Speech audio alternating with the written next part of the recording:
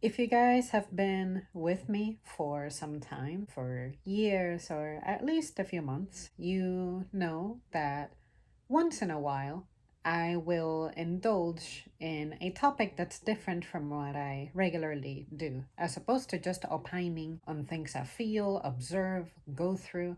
My own personal anecdotes. Sometimes I will try to step into the world of celebrities and I will try to review them based off what I know about them, how I found out about them, what they have represented in my life. Say, have I been entertained? Have I found them controversial? Anything like that.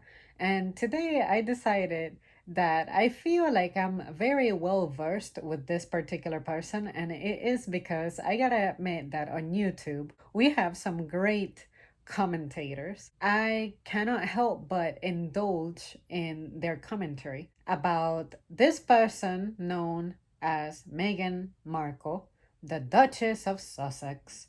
I don't know. She has so many names, and I find it funny that I don't know if she's one of those people who likes to pretend that she's dumb because it is seen as cute, like hee hee hee, girl, I'm stupid, I don't know anything.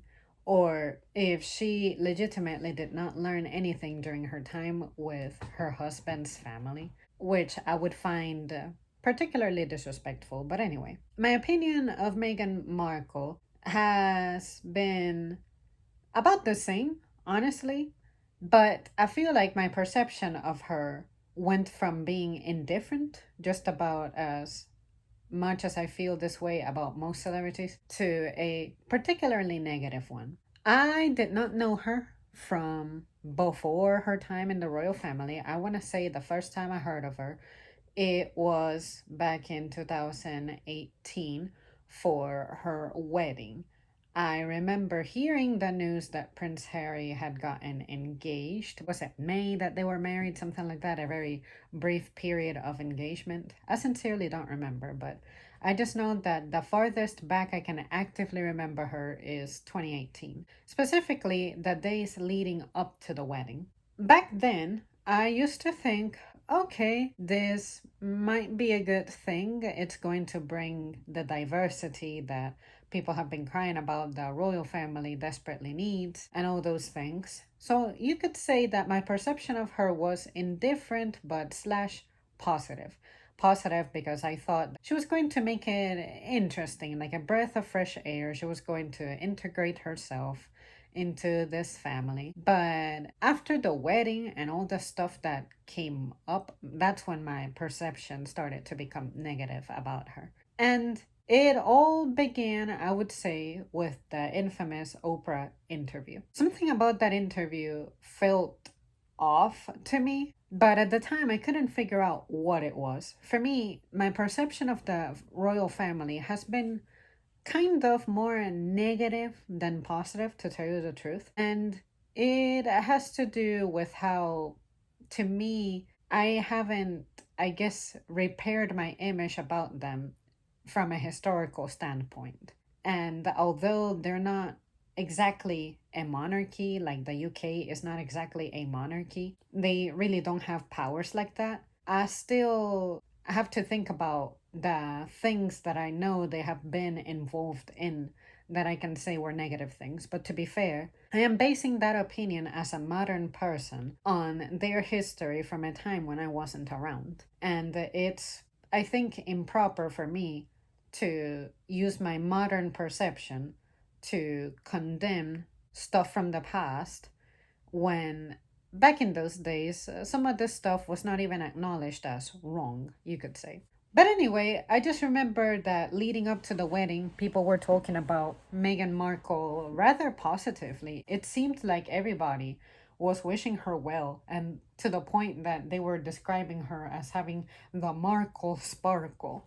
And I don't know about you guys, but whenever you have a nickname, something that is endearing being used towards you, it means that you are held to a high regard. It means that you are being respected. It's not a mockery, quite the opposite. If someone establishes a sweet nickname for you, that inherently means they like you. So the least you can do is not blow it. After the wedding, I heard the so called stuff about how she was rude and mean to staff, whether it was her staff or other people's staffs, like Kate's staff. And yes, I do call her Kate. We're not gonna fight over people's titles. And I think when I began to hear about that, I thought, okay, so this is probably one of those people who like climbed up the social ladder, but clearly she was not prepared for this kind of life. It's the typical Hollywood diva bringing that kind of behavior into her actual real life, thinking that's what's going to make her win points, but it's not like that. People don't like other people being douchebags, period. And I feel like Meghan, in her quest to becoming the, I guess, A-lister that she never could be because she sincerely doesn't really have that much of a range as an actress from the clips that I have observed of her from the past. She was kind of more of an extra kind of character, and I guess she wasn't happy with that.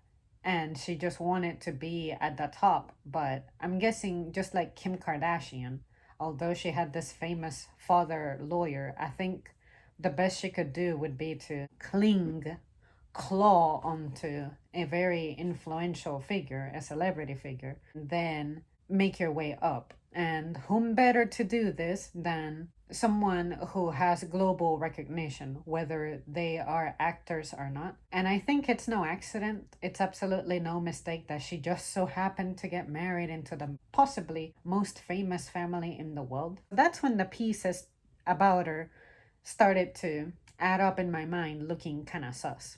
And then I heard about the whole how she seemed to be against Charlotte and the whole fighting over the dresses, over the flowers, and all that shit. And then I thought, to me personally, even if it's my wedding, I feel if I'm being assisted with this event, the least I can do is help my guests, my companions, but especially the members of the family I'm getting ready to join. I want to please them. Like, just because it's my day, it doesn't mean that it should fall exclusively on me and that I cannot have any kind of regard or any kind of respect for other people's feelings, opinions, desires, thoughts, to just completely be super bossy about this. I guess me personally, as a simple person, I just don't have that mindset. I already know I wouldn't want a big wedding anyway, but I'm just saying, anytime I'm getting help with something that I'm not good at, such as events, the last thing I want to do is displease others. I am going to need from others to calm my own nerves and for them to help me indirectly or even directly navigate through this event that I find a stressor. So I wasn't very fond or proud to know that she was one of those bridezilla ladies. The whole tiara debacle that I heard about was also annoying. She wanted to wear the one that was set aside for Eugenie, and I'm guessing she was salty over the fact that the queen preferred for Eugenie to have it instead of Meghan, which makes sense. You would want to give preferential treatment to your actual blood relative, especially if the arrangements for your blood relative had taken place prior. But even if that wasn't the case, it's just the way it is. It's just a pecking order type of thing. And I also feel like Meghan, in the end, made the most ridiculous decision possible because, in my opinion, I don't think that tiara really suit her. But on top of that, it just so happens to be one of the priciest ones. If that doesn't scream at you that this person is an opportunist, I don't know what else will. And with Kate, when I think back to her wedding, you can tell that she was going by people's advice. She accepted advice on what she should wear, how she should wear it. When it came to her tiara, I heard something about how, since she wasn't accustomed to wearing one of those over her head, the queen advised a smaller, simpler one that is easier to balance, especially given that the other ones could be too heavy and they could just be too difficult to wear. I remember also reading something about how Diana actually hated the lover's knot because it was heavy. That's why she preferred to wear the smaller, simpler Spencer tiara. And on top of that, I would imagine that there's some attachment to that one, given that it's her family jewel, her family heirloom. But see what I mean? Those little things. I can say that the royal family, something I can respect about them is that they are, of course, intentional with every decision they make. And their decisions tend to be about making things symbolic. You will wear something that the queen loans to you. You will maybe pick a design that features, I don't know, some flower that signifies remembering those who couldn't make it to this day, something like that. And I feel like Meghan is the kind of person who does not have any kind of emotion toward those things. Speaking for myself, when I think about things like that, where you might see me, even if I'm usually moody and salty about something, I can be a very sentimental person. And I can tell you that if I were to get married and for some reason, like my mom is no longer around, I'm certainly going to feature an item that belonged to her to represent her at the very least. I really do believe in those ideas. I think that's something that you should feel innately anyway. But with Meghan, I feel like all that she feels is her agenda, her mission, and nothing else. Those are some of the details about the wedding, and even down to her dress. Like, she was advised to not wear an obnoxiously bright white one, but she did. Her hair, I don't think her hair was the best it could have been for her day, but whatever, who am I to say? If she was happy, then I guess we all have to suck it up. But I sometimes feel like hair can add drama and impact to the look, but again, not my wedding, not my problem, not my issue.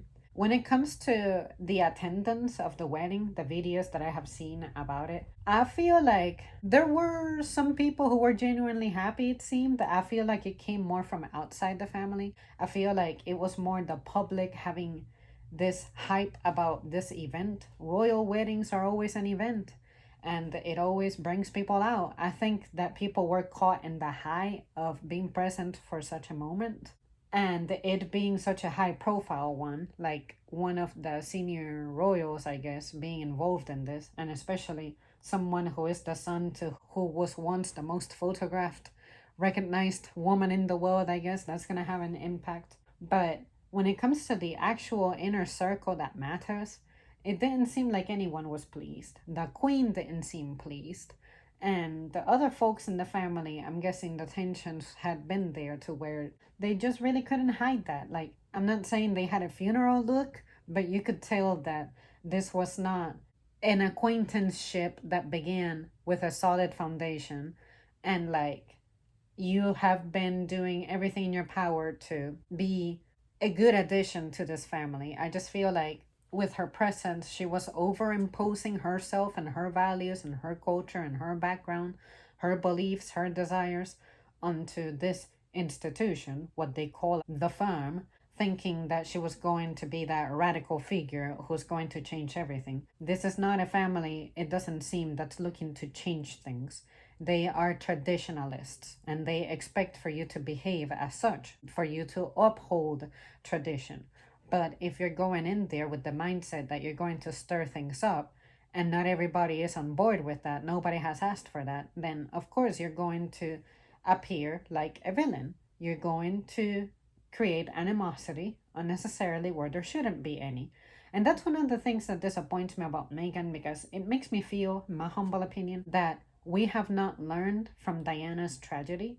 It seemed like she was doing her own thing, and for her, it just so happened that it worked out more often than not. But when I think back to Diana and her way of behaving, there's some stuff that I can say she was in the wrong, and there's some stuff that I can say they failed her. But all I have to say is if you're going against an establishment that's so firm and cemented and it has a millennia of backing, I think the best thing you can do if you want to change something is you would have to earn the will of the people.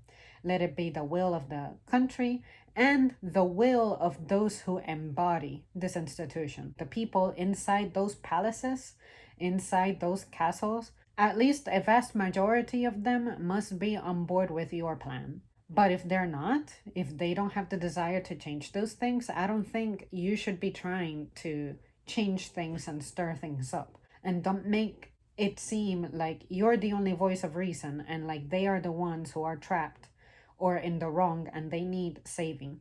To me, she seemed like she was going over there with some kind of savior complex. And to be fair, I look at that as the American arrogance, especially those displayed by people with power, money, I guess a degree of fame, because she wasn't that famous back then.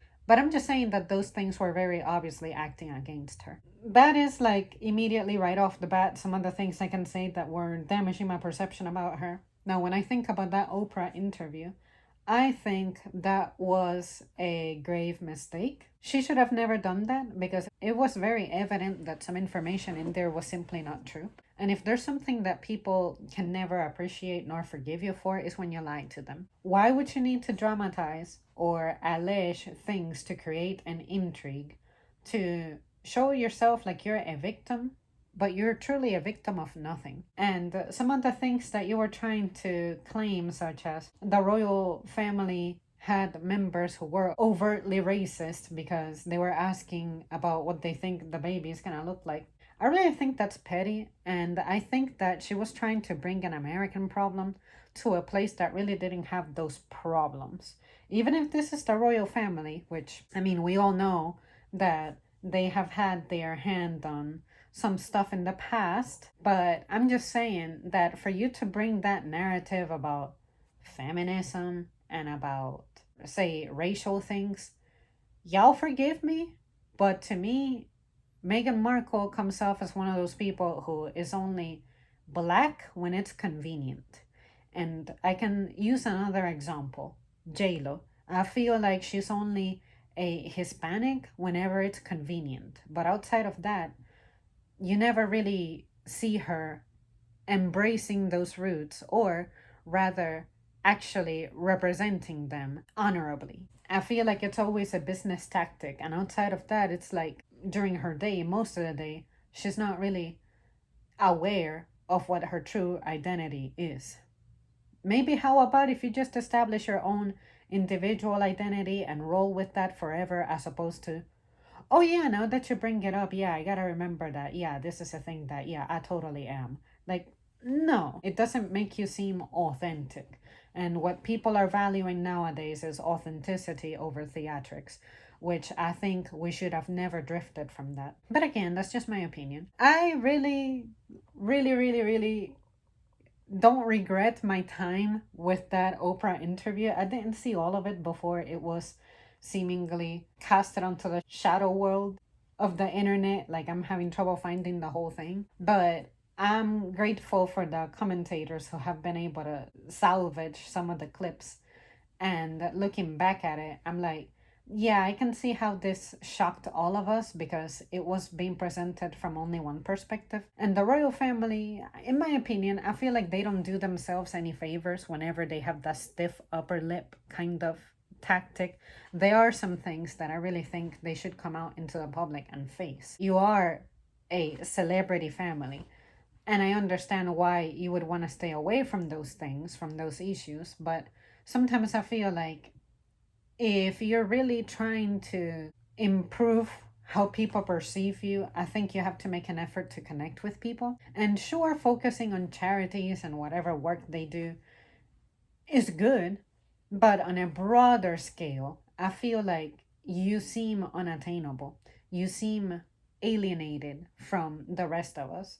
Whereas, unfortunately, people like Meghan, for a brief period of time, however long she had it for, she could control the will of the masses because she was the one showing up and she was the one addressing things. But if you continuously handle things under the radar and you don't give interviews, again, I understand why you wouldn't want to do that because you run the risk of saying something wrong. But on the plus side, those things are scheduled. You get to see the script ahead. You can be advised on this. You can be advised on what you can participate, what you'll opine in, and what you won't.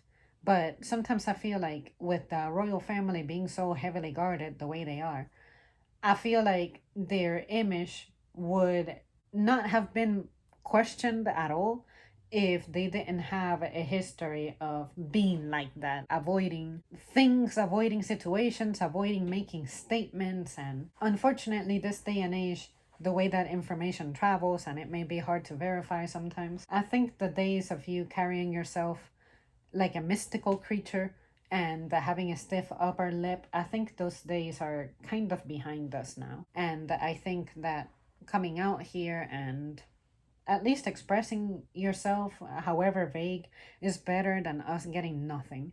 I'm not saying make a major confrontation in public, but you could say something generic, such as, we are, I guess, appalled by the allegations being expressed by this individual. Recollections vary. Kind of set the record straight, but in the way that I know they formally can, as opposed to just completely dismissing it, which in this case it worked because Meghan made decisions that kept making her sink farther and further down. But I'm just saying that there's a part of me that wishes I would see more direct engagement from the royal family. Don't be entertainers. Don't do interviews to entertain, but just make yourself more visible, more approachable, as opposed to we only see you during your engagements. It just makes you seem detached and alienated. But I'm not British, so I don't really understand any of that. But I'm just letting you know how me, as a random audience member, perceived that stuff. What would have worked for me at the time that this stuff was coming out. Now, outside of that, I think her marriage with H is weird, especially since she cannot even say her husband's name and she doesn't seem to know what last name she truly has. She's trying to say that she's Meghan Sussex and that her kids are Sussex. And I'm like, your children are Mountbatten Windsors because they are actually blood royals. But I mean, given the mess that they started, maybe it's not possible for those children to have those names, given that they aren't with the family. I'm just saying that I feel bad for those kids in the future because, especially with like Prince George, he's gonna be grown one day. He's gonna be the next one in the throne one day. And he's probably not going to be thinking about his cousins like this, but it's just sad that maybe his cousins would prefer and would have opted to have a life in the UK. Because, I mean, can anybody else out there on the regular who is American say that they can just randomly call themselves princes and princesses? No, but there's a part of me that makes me feel like depriving them from that side of the family is going to bring issues in the future. And I really hope that those children get the help they need to not end up having animosity, especially if Archie and Lily are going to be raised in like the Hollywood scene or something like that in the American culture. Which American culture, there's one side that can value tradition and there's one side that can completely wipe their butts with tradition. And I really hope that they are influenced into leading a healthy social life. Their mom has already alienated them from her family. Now they're being alienated from their paternal side of the family as well. Do you see what I mean? That is the part that worries me. These kids don't seem to be establishing any kind of bond during their formative years with their families. I can tell you that I don't really bond with either side of my family either, but at least I can tell you that my childhood, the first 10 years that I spent very close with my family, I can say they were very impactful for me and they were very important. Had I not had that, I think I would be in a worse situation than I currently am. So that's my biggest concern when it comes to the children. I think that them not having a strong family foundation is going to lead them to suffer in the future. And especially as they begin to understand what they were deprived of. You guys are part of the British royal family and you cannot go back. It seems like I don't think there could be a way in which they could just show up in the future and be entitled to things since they were not growing up in that scene. I don't know. I'm at a conflict. I really think that is not given much thought. I'm not really seeing a lot of the discussion revolve around that. And I think it should, because ultimately, children are the ones who always come out losing and suffering the most. I really think that marriage is over. I'm pretty sure that those two are probably separated. I find that odd that we never really hear about them or see them together. It's official that they separated their professional ventures. Separating like that, I wouldn't say it's inherently a bad thing. It shows that there's just a disagreement on what you guys are willing to partake together and what you're willing to be involved in separately. But the fact that something that supposedly brought them together, which was supposed to be these collaborations, now they ultimately decided that they have to separate from it. It's pathetic. And I would blame Meghan for that, because Meghan did not come into this partnership with the mindset of working as a team. She came in there with her own agenda, and her agenda is the only executable one, the only one that matters, the only one with value. And it's very obvious that H doesn't know how to live outside of the royal scene. And that's what he wants to do, for he didn't really have to worry about how to figure out how to make money to maintain some lifestyle out here in this foreign country that's nothing but capitalist. I also don't think it's doing him any favors that he doesn't seem to be that imaginative anyway. But again, can we blame him? He comes from a background where he had all kinds of help, and now to be out here living a more independent life, especially with a person like Meghan, who's like one track minded, and even with that one track mindedness, it doesn't seem like she fulfills any of her commitments, say her businesses. She has supposedly started some ventures. I don't think her podcast is live anymore. Her show is not really doing well. Her As Ever is not really doing well either. She couldn't even secure the name of this business in the first place. Meghan is very disorganized, period. Like, she has these goals, but I feel like she can't really attain them.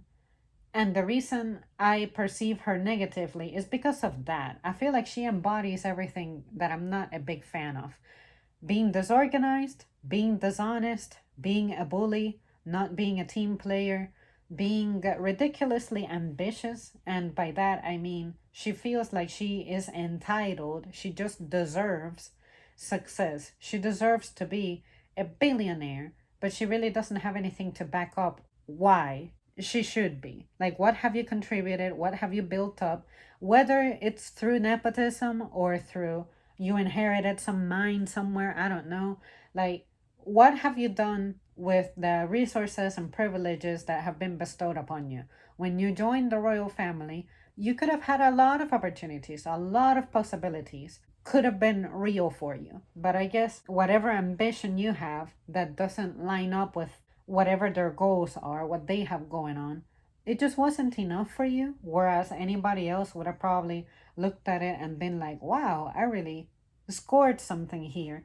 She's not humble, basically. And as arrogant as I can be myself sometimes, there's a degree of humbleness that you just have to have everywhere that you go. And anyway, to me, attitudes like that, entitlement, and especially coming from a woman, it really disappoints me. It really frustrates me. And my negative perception of her, I would say, will persist, because I just don't see her changing. She is already like a 44-year-old woman, 45 maybe, however old she is, middle aged. Do people ever change at that stage in their lives? No, I don't think so. But I just think she's living in a time capsule. Like, whatever was happening with her and her online presence in 2014, it seems like that's what she's trying to grow now that she has something that brings eyes on her, like her trophy husband. But even with that, she didn't know how to do. She fumbled multiple bags here, like they like to say in internet terms. And yeah, for those reasons, I gotta say my perception of Meghan is probably going to be negative permanently, because you just cannot undo the damage that you have done. and that there is no way that you can be friends with anyone in the family anymore, like William and Kate. I highly doubt they would ever be interested in repairing their connection with her. She wasn't interested in them. Why should she be interested in them? And they also have a role that they're getting ready to fulfill that they need to be prepared for, such as when Charles kicks the bucket, William is going to ascend, and they have to be ready for that. Their children have to be ready for that. They have how many kids? Three kids. So they get their hands full. And on top of that, Kate had that health scare. I don't think that her episode with her health is over. This is probably something permanent. Their time is very, very valuable, very, very precious. And I don't think they have time to allow toxicity and downright crazy into their lives. Their role is just too critical and it cannot fit in someone like Meghan Markle. So, anyways, you guys, really summed up, I guess those are my opinions about Meghan Markle. I really think she's too fake. I don't like her. I gotta say that I'm grateful that the only good thing that has come out about her is that I have been entertained for hours online.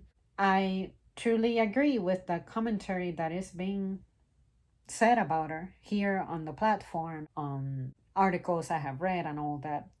I really think that she made a big mistake. She treated this like it was just a hee hee ha ha kind of game.